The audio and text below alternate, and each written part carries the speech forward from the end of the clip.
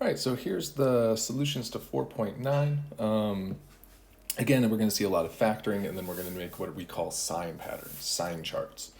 All right, so number 12, I begin by distributing. Once I've distributed, I've decided to move my 2r and my 8 by subtracting 2r and subtracting 8. Now I'm ready to factor, and my lead coefficient is 1, so I just need my factors of -8 that are going to multiply to be -8, but add back up to be -2, and that's -4 and 2. And again, like we've talked about, if you're having trouble spotting those factors, I suggest listing the factors and seeing which ones are separated by 2. So I'm able to factor into r minus 4 and r plus 2. Now I need to find when both of these values are equal to 0, and that's going to be at +4 and -2. So from there, I'm going to make my sign pattern by testing values on either sides of 4 and -2. So if I'm to the right of 4, I could test something like 10, and I'm going to test it in r squared minus 2r minus 8. So that's going to get me 100 minus 20 minus 8, which is definitely going to result in a positive value. In between -2 and 4, I can test 0. If I test 0, that's going to get me 0, 0, and -8, so I know that my sign is negative. And then to the left of -2, I'm going to test something like -10, which again will get me 100 plus 20 minus 8, so it's definitely positive. Now, since the inequality was less than or equal to 0, I know that I want to take where my sign pattern is negative, and those are all the values in between -2 and 4. I'm going to include -2 and 4 because it was less than or equal to. So my final answer, -2, is less than or equal to x, is less than or equal to 4. 14, very similar. I'm going to start by distributing. So I get 4x squared plus 4x. I'm going to subtract 3 from both sides. Now, in order to be able to factor this, I know that I'm going to take my lead term, multiply it by my last term, and then I need my factors that multiply to be -12x squared, but add back together to be 4x, and that's going to be 6x and -2. I set up my new polynomial, create my groups. For my first group, I can factor out 2x. For my second group, I can only factor out a -1. So I've got 2x plus 3 times 2x minus 1. Each of these pieces equal to 0 and solve. So I know that my boundaries are x equals -3/2 and x equals 1/2. I'll make my sign pattern. Again, to the right of 1/2, I can test 10. And again, I'm testing this in 4x squared plus 4x minus 3. So 10 would get me 400 plus 40 minus 3. I know this value is positive. In between -3/2 and 1/2, I can test 0. That's going to get me 0, 0, and -3. So I know that that sign is negative. And then beyond -3/2, to the left of it, I can test -10, which will get me 400, -40, and 3. Now, since my sign was greater than or equal to 0, I know that I want where my sign pattern is positive, so they're not joined. I know it's going to be an OR statement. So I want all the numbers less than or equal to -3/2, and all the numbers greater than or equal to 1/2. 16, I don't have to do any distribution. I can just start by subtracting my 6x. My lead coefficient is 1, so I just need factors of 9, that add up to -6, and that's -3 and 3. So I'm able to factor. I've got a double root here, so I only need to set one of these equal to 0. And I see that my boundary is going to be 3. To the right of 3, I could test 10, and again, I'm testing in x squared minus 6x plus 9. Well, that would get me 100 minus 60 plus 9, so that sign is definitely positive. Pardon me. To the left of 3, I could test 0. Well, that'll get me 0, 0, and 9. And so this sign is positive. Now, the problem wants us to be less than or equal to 0. And if both of my sign patterns are positive, both of my boundaries are positive, the only value I'm going to have is x equals 3 because it said less than or equal to 3. And if I use 3, I would be equal to 0.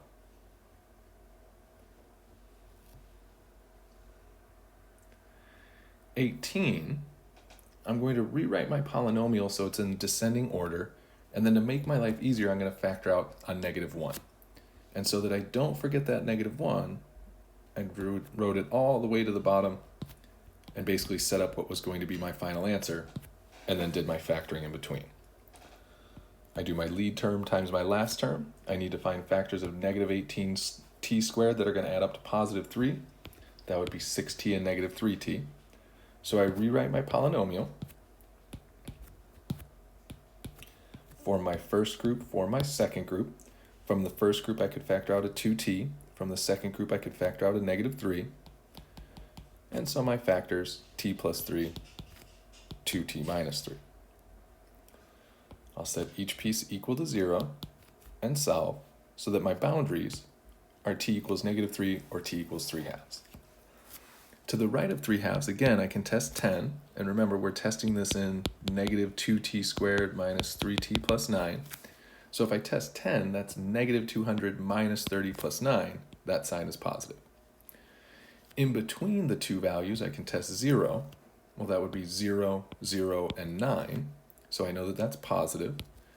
And then to the left of negative 3, I can test negative 10. And if I test negative 10, I'll get negative 200 plus 30 plus 9. That sign is definitely negative. Now we want to be greater than 0. And if I'm greater than 0, I know that I want positive values. So I want everything from negative 3 is less than t is less than 3 halves. 20, to start, I'm going to move my 9t squared by subtracting. I notice that each term has a t in it, so I can factor the t out. And then I'm left with a difference of squares. What multiplies to be negative 9, but adds back to be 0? Well, that would be negative 3 and positive 3. I don't forget about the t that I factored out at the beginning, so I've got my answer. I set each piece equal to 0 and solve. I've got my boundaries. Again, I'm going to be testing in t cubed minus 9t squared. To the right of 3, I could test 10, which would be 1,000 minus 900, so that sign is positive. In between, I could plug in 1. Well, that would be 1 minus 9, so negative. I can test negative 1 in between negative 3 and 0. 9. Something is wrong. Negative 1 would be negative 1 minus 9. That should be a negative sign. That's odd. We're going to stick with this as positive. Something is not playing out correctly in my mind, but we'll go ahead and keep working. And then finally, I'll test negative 10, which would get me negative 1,000 minus 9, which would definitely be negative. All right, let me think for a second, because something has gone very strange in this problem.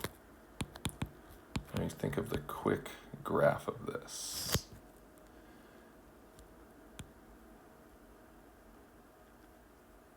So our graph should look something like this, where we're definitely positive and then negative. I'm drawing a blank on what minor mistake I may have made, because a negative and a negative. We'll go with it, see if we can sort it out maybe in class. Now, we know that we want something that's less than 0, so I'm going to take where my sign pattern is, negative, which would be all the values t less than negative 3. Again, these values are not connected, so I need an or statement, or all the values between 0 and 3, or 0 is less than t is less than 3. Finally, 21, I'll start by moving my 6y and writing my equation in descending order. I can factor out a y to begin with, and then I need the factors of negative 6 that are going to add back together to be 1. So I finish my factoring and set each piece equal to 0 to find my boundaries. Now again, I'm going to be testing in y cubed plus y squared minus 6y. If I plugged in 10, that'd be 1,000 plus 100 minus 60, so that sign is definitely positive. If I plugged in 1, that would be 1 plus 1 minus 6, so that boundary is definitely negative. If I plugged in negative 1, I would have negative 1 plus 1 plus 6, so that is positive. And if I plugged in negative 10, I would have negative 1,000 plus 100 plus 60, so that's definitely negative. I want my values that are less than 0, so I'm going to have y is less than negative 3, or 0 is less than y is less than 2. All right, hopefully that helps. We'll go ahead and try and figure out what's going on in number 20 when we're in class. Again, if you have any questions, please feel free to ask.